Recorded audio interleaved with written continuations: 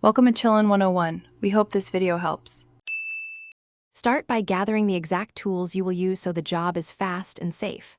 A CR2032 battery, a small flathead screwdriver, and a plastic pry tool. Work on a clean, flat surface such as a table and place a soft towel down to protect the fob finish. Remove any gloves and discharge static by touching a grounded metal object before handling the new CR2032 coin cell. This protects electronic contacts and ensures a reliable connection when you replace the battery. Flip the fob over, locate the small release for the mechanical key, and slide that key out first to expose the seam. Use the plastic pry tool to gently work the seam open from the groove. Do not force metal tools or you may crack the housing.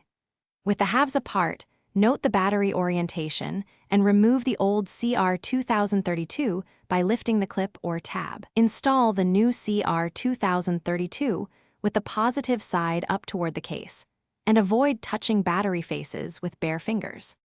Align the two halves and press them firmly together until you hear a definitive click, then slide the mechanical key back into place to secure the case.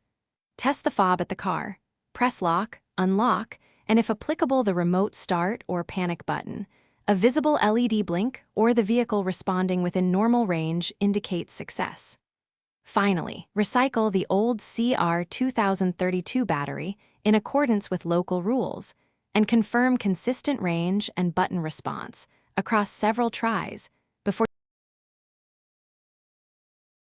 Thanks for watching. Consider subscribing if we helped you.